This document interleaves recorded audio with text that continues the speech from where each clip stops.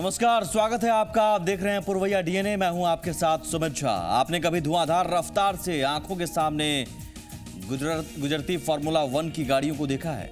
अगर देखा है तो आप उस वक्त जरूर चौंक जाते होंगे जब पलक झपकते ही कार सामने से निकल जाती है और आप देख भी नहीं पाते हैं। आपको यह भी बता दें कि फार्मूला 1 की कार सिर्फ एक सीट की होती है। सियासत में भी एक सीट की खातिर फार्मूला 1 तय करने के लिए दावेदारी की रफ्तार इतनी तेज होती है कि किसका बयान आपकी आंखों के सामने कब गुजर जाए पता ही नहीं चल पाता है। लेकिन दोनों रेस में फर्क सिर्फ इतना है कि यहां जनता महज दर्शक नहीं होती है बल्कि फैसला लेने वाली होती है, और उस एक सीट के लिए तमाम फॉर्मूले गति से ही सदगति को प्राप्त कर जाते हैं, मगर फिर भी आजमाइश जारी रहती है। मसलन जेएमएम 50 सीटों पर चुनाव लड़ेगा और झारखंड सरकार आतंकियों से लड़ेगी, लेकिन चुनाव के पहले या बाद में या फिर सरकार के आने जाने से उस तंत्र को फर्क नहीं पड़ता है जो काम के लिए छुट्टी लेता है और फिर काम भी छूट जाता है। आज डीएनए में इन तमाम हालात के डीएनए को समझने की कोशिश करेंगे।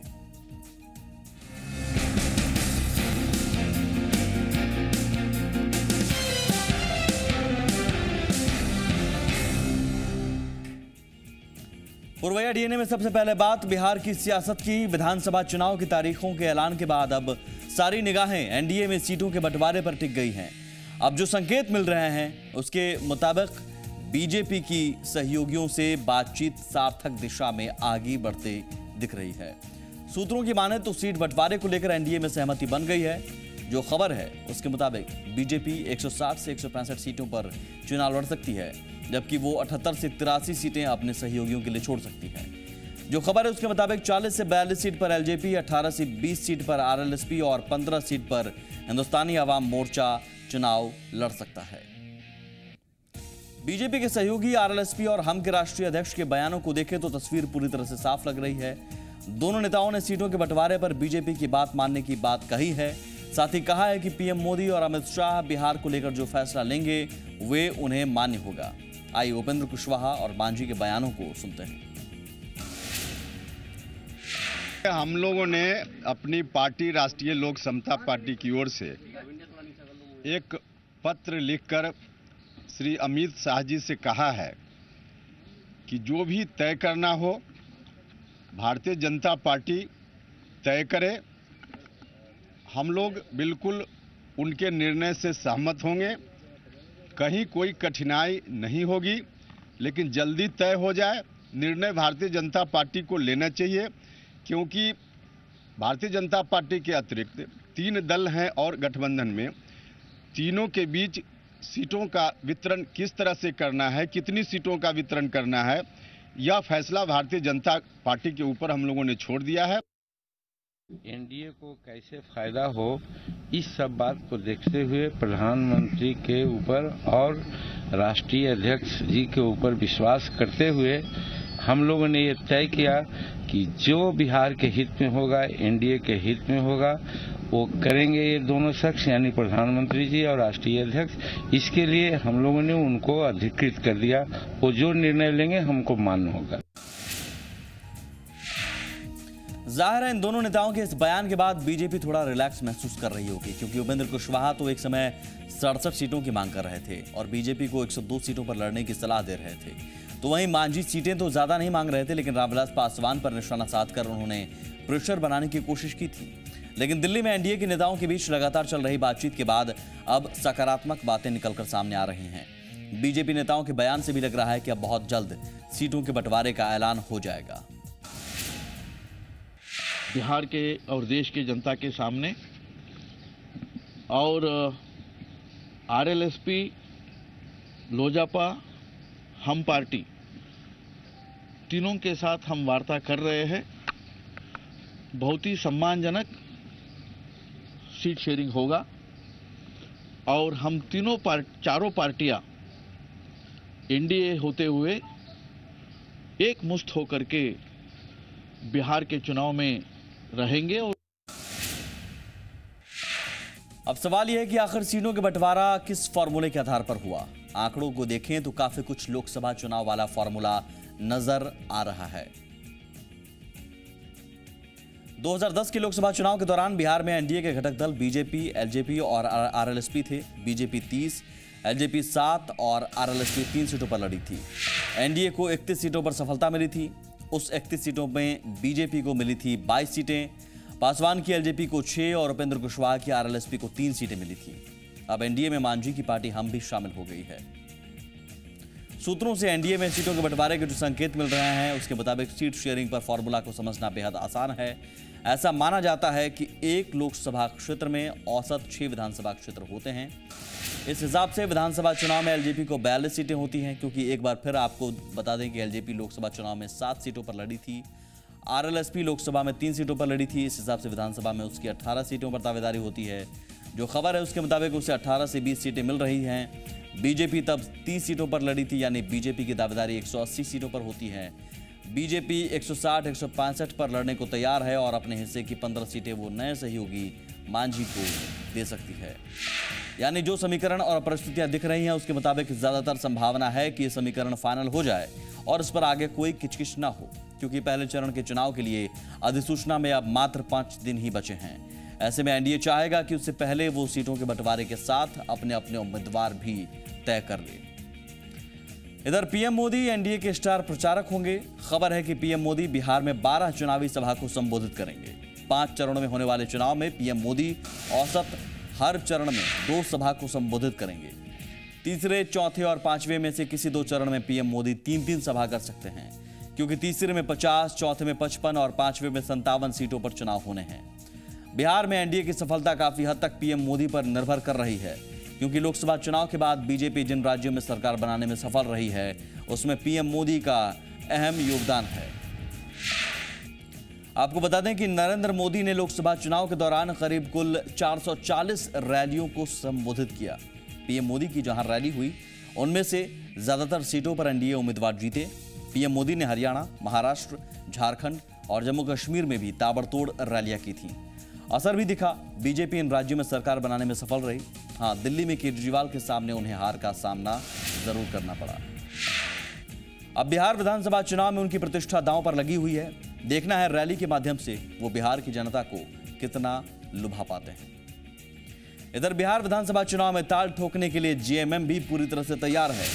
पार्टी ने इस बार बिहार की सभी 243 सीटों पर लड़ने का फैसला किया है। 17 सितंबर को जेएमएम पहले चरण के लिए अपने उम्मीदवारों की घोषणा कर देगा। रांची में पार्टी के राष्ट्रीय महासचिव सुप्रियो भट्टाचार्य ने कहा कि झारखंड मुक्ति मोर्चा सांप्रदायिकता, अधिनायकवाद, बड़बोले नेता के खिलाफ मजबूती के साथ खड़ा होने के लिए तैयार है। सभी 243 सीट पर हम चुनाव लड़ने को तैयार हैं। हमारे दल से जो हमारा प्रदेश नेतृत्व है उनसे लगातार हम लोग संपर्क में हैं। मुख्य संयोजक आए भी हैं आज, और हम लोग वहाँ पर 17 तारीख से, क्योंकि गणेश चतुर्थी का दिन एक विशेष तिथि है, हम लोग भी अपने प्रत्याशियों का जैसे जैसे चुनाव का फेज़ है वैसे वैसे प्रत्याशियों को भी हम लोग फेज़ वाइज घोषणा करेंगे। और हमको लगता है कि बिहार की अगली सरकार की चाबी हम लोगों के पास में रहेगी। चुनाव की राजनीति और राजनीति जनता के भलाई की होती है। ऐसा कोई बड़बोला वहाँ का शासन व्यवस्था नहीं होगा जो केवल बातें करता हो और काम नहीं करे। इसलिए उस पर नकेल मुक्ति मोर्चा संघर्षशील पार्टी है वही लगाएगी। झारखंड मुक्ति मोर्चा का प्रभाव झारखंड के संथाल और कोल्हान इलाके में है। आदिवासियों के बीच पार्टी की अच्छी पकड़ है। जेएमएम लगातार दूसरे राज्यों में अपना जनाधार बढ़ाने में जुटा हुआ है। इसी कोशिश के तहत वो बिहार के चुनावी रण में उतरने को तैयार है। लेकिन सवाल यह है कि बिहार में उसको सफलता कितनी मिलेगी। बिहार में जेएमएम के रिकॉर्ड को देखें तो उसकी राह मुश्किल लग रही है। साल 2010 के बिहार विधानसभा चुनाव में जेएमएम 62 सीटों पर लड़ा था और चकाई से एक सीट पर जेएमएम उम्मीदवार सुमित कुमार सिंह ने जीत हासिल की थी। हालांकि सुमित कुमार सिंह बाद में जेएमएम छोड़ जेडीयू में शामिल हो गए। झाझा और बेलहर में जेएमएम उम्मीदवार तब तीसरे नंबर पर रहे थे और 4 सीटें ऐसी थी जहां जेएमएम चौथे नंबर पर रहा। 2010 का परिणाम बताने के लिए काफी है कि जेएमएम की बिहार में ताकत कितनी है। आपको बता दें कि झारखंड में अनुसूचित जनजाति के बीच जेएमएम की अच्छी पैठ है। यही कारण है कि संथाल और कोल्हान में जेएमएम को अच्छी खासी सीटें मिलती हैं, लेकिन बिहार में ऐसी स्थिति नहीं है। बिहार में अनुसूचित जनजाति की जनसंख्या मात्र 1.2% है और इनके लिए 243 में 2 सीटें आरक्षित हैं। बिहार से झारखंड का जो इलाका सटा है वहां भी जेएमएम का कोई खास प्रभाव नहीं है। पलामू प्रमंडल में जेएमएम का अब तक खाता नहीं खुला है। बिहार से सटे झारखंड में बीजेपी और आरजेडी के बीच अब तक मुकाबला होता रहा है। 2009 के झारखंड विधानसभा चुनाव में कोडरमा और देवघर से आरजेडी को सफलता मिली थी। यानी कहा जा सकता है कि झारखंड से सटे बिहार में झारखंड की क्षेत्रीय पार्टियों की पकड़ नहीं है, जबकि इसके ठीक उलट बिहार से सटे झारखंड में बिहार की क्षेत्रीय पार्टियों की अच्छी पकड़ है। इसके पीछे जो अहम कारण है वो ये है कि बिहार से सटे झारखंड में यादव जाति के मतदाताओं की संख्या ज्यादा है, जो बिहार की क्षेत्रीय पार्टियों के मुफीद होता है। 2010 के परिणाम को देखते हुए कहा जा सकता है कि जेएमएम जीतने के लिए नहीं, सियासी दायरा बढ़ाने के लिए एक बार फिर बिहार के चुनावी मैदान में उतरने को तैयार है। पुरवैया डीएनए में वक्त हो गया एक छोटे से ब्रेक का, जल्द हाजिर होते हैं।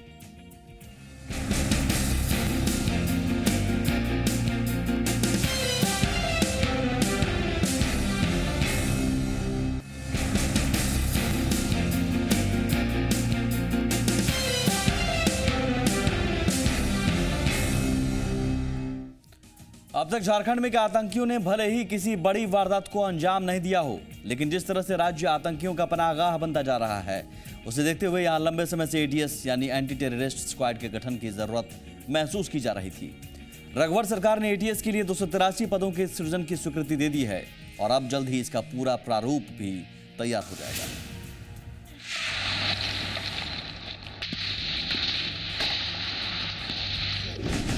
अब झारखंड में आतंकी घुसने की हिम्मत नहीं करेंगे, क्योंकि महाराष्ट्र, गुजरात और बिहार की तर्ज पर यहां भी एटीएस होगा, जो आतंकी गतिविधियों पर नजर रखने के साथ उनसे लोहा लेगा। हाल के वर्षों में झारखंड के तार कई आतंकी घटनाओं से जुड़े। वर्ष 2002 में दिल्ली पुलिस ने हजारीबाग में 2 आतंकियों को मार गिराया। वर्ष 2006 में कोलकाता पुलिस ने जमशेदपुर से 2 आतंकियों को गिरफ्तार किया। 2007 में राजस्थान सीआईडी ने जामताड़ा से एक आतंकी को पकड़ा। 2008 में रांची से आईएम का सदस्य दानिश गिरफ्तार हुआ। 2011 में मुंबई एटीएस ने रांची स्थित मंजर के घर छापेमारी की। 2013 में पटना ब्लास्ट के तार रांची से जुड़े और इस मामले में अब तक 6 आतंकी गिरफ्तार हो चुके हैं। आतंक के झारखंड कनेक्शन के बाद ये सवाल था कि कैसे इन आतंकियों की गतिविधियों से निपटा जाए। निश्चित रूप से टेररिज्म के तार चाहे दिल्ली से हो, चाहे बॉम्बे से हो, चाहे हैदराबाद से हो, यहाँ रांची या रांची के आसपास या झारखंड के जिलों से जुड़े हुए मिले हैं। तो इसलिए बहुत ज़रूरी था कि यहाँ पर एक ऐसा एजेंसी हो जो 24/7 टेररिस्ट और टेररिस्ट एक्टिविटीज़ पर ध्यान रखे, क्योंकि टेररिस्ट का कोई राज्य नहीं होता, कोई सीमा नहीं मानता वो। अब झारखंड सरकार ने इन गतिविधियों से निपटने के लिए एंटी टेररिस्ट स्क्वाड के गठन का रास्ता साफ कर दिया है। सरकार ने इसके लिए 283 पदों का सृजन किया है। इस आतंक निरोधी दस्ते में 1 SP, 6 DSP, 11 inspector, 31 sub inspector, 21 assistant sub inspector, 20 हवलदार और 112 कांस्टेबल नियुक्त होंगे। पुलिस प्रवक्ता के अनुसार 1-2 महीने के अंदर ये स्क्वाड तैयार हो जाएगा। उस स्क्वाड को तैयार किया जाएगा एसटीएफ के तर्ज पर और बेहतर बनाया जाएगा, एंटी टेररिस्ट स्क्वाड बनाया जाएगा। लेकिन नॉर्मल टाइम में, पीस टाइम में, जब कोई घटना घटी नहीं है, उसमें क्या करेगी कि पूरे सभी राज्यों से समन्वय करते हुए, एनआईए और दूसरे बड़े एजेंसियों से समन्वय करते हुए टेररिज्म पर पैनी नजर रखेगी ताकि यहाँ घटना ही न घटे।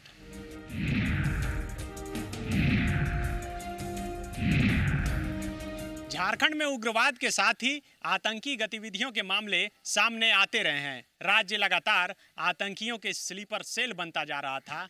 ऐसे में एटीएस की जरूरत काफी लंबे समय से महसूस की जा रही थी। कैमरामैन विशाल के साथ सन्नी सारद, जी मीडिया, रांची।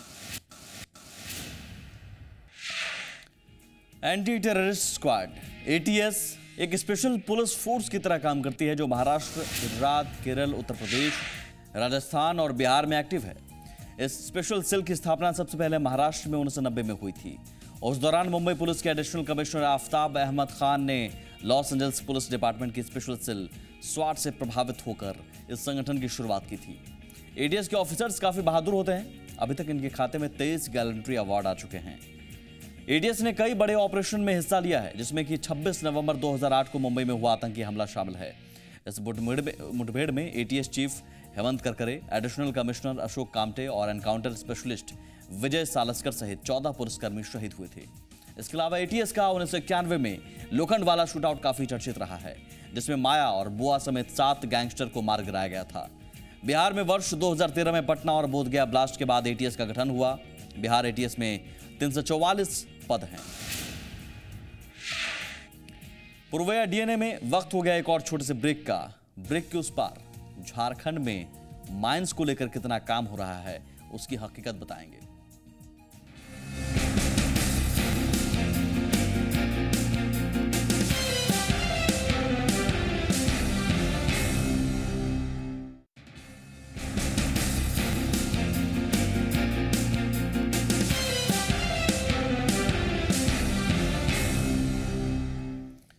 झारखंड में खान एवं भूतत्व विभाग सीएम रघुवर दास के पास है। सीएम पद की शपथ लेने के बाद उन्होंने इस विभाग में सुधार के लिए कई कड़े निर्देश जारी किए थे, लेकिन आपको जानकर हैरानी होगी, इस विभाग के 3 बड़े अधिकारी एक साथ छुट्टी पर चले गए हैं। अधिकारियों के अचानक छुट्टी पर जाने के मामले पर विपक्ष सवाल उठा रहा है, तो वहीं सरकार इस मसले पर बचाव की मुद्रा में है।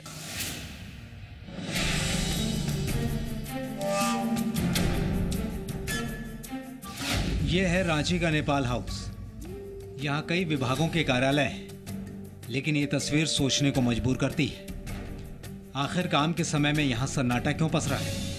साहब कहाँ हैं? पड़ताल करने पर पता चलता है कि साहब छुट्टी पर है। मेडिकल लीव में है, तबीयत खराब है उनकी, इसलिए मेडिकल लीव के लिए आवेदन दिए हुए हैं। तो अवकाश में है, छुट्टी में। कब से चले गए? कब से चले गए? कब से गए? लगता है मंडे से ही शायद। अभी वो तो ट्रेनिंग में गए हैं, अब कहाँ गए हैं पूरा हम कंफर्म नहीं है। कब से मतलब छुट्टी पर है एक तरह से? नहीं, हम मिड करियर ट्रेनिंग प्रोग्राम में गए हैं। अब हम आपको बता दें कि ये अधिकारी कौन है और इनकी छुट्टी पर जाने से विभाग के कामकाज पर क्या फर्क पड़ सकता है। इसके सतपति प्रधान सचिव, एसपी नेगी निदेशक और आनंद मोहन ठाकुर संयुक्त सचिव, ये वो अधिकारी हैं जिनके जिम्मे झारखंड का खान विभाग है। हर महत्वपूर्ण फाइल इन्हीं के टेबल से होकर गुजरती है और फैसला भी यही लोग लेते हैं। एक विभाग के 3 अधिकारियों की छुट्टी पर चले जाने से झारखंड की सियासत गर्मा गई है। झारखंड मुक्ति मोर्चा का आरोप है कि सरकार के रवैये से अधिकारी नाराज हैं। तो हम तो आतंकित थे अपने राज्य के अफसरों के लिए कि जिस दबाव में ला के बुला के जैसे लगा कि कोई गट्टा पकड़ के कह रहा हो कि इसमें सिग्नेचर करो, वो तैयार नहीं है क्योंकि वो नियम विरुद्ध नहीं है। और यही माइनिंग के नाम पर यहाँ पर जब हम थे सरकार पे, सारी माइनिंग लीज यहाँ पर बंद थी। ये बिहार चुनाव के पहले कौन सा समय आ गया कि आपको 22 खदानों को देना ही है देना। जाहिर है विपक्ष का निशाना सीधे सीधे सीएम पर है। ऐसे में सत्ता पक्ष के लोग उनके बचाव में उतर आए हैं। स्वास्थ्य मंत्री रामचंद्र चंद्रवंशी ने विपक्ष के आरोपों को सिरे से खारिज कर दिया है। विरोधी लोग का काम है कि इस तरह की बातें आ रही है। हमारे माननीय मुख्यमंत्री के पास विभागीय है, किसी की हिम्मत नहीं है गलत करने की। तो फिर अधिकारी सारे छुट्टी पे क्यों जा रहे हैं? वो अधिकारी नहीं चल रहा है। अधिकारी जो चाहते हैं कि हम जैसे न चाहे, तो हमारा माननीय मुख्यमंत्री जो है बहुत टाइट आदमी और किसी के बहकाव में ना आने वाले हैं और ईमानदार आदमी है। आज तक कोई गलत इन पर आरोप नहीं लगा सकता है। खान विभाग के 3 बड़े अधिकारियों के छुट्टी पर चले जाने से काम पर असर पड़ रहा है।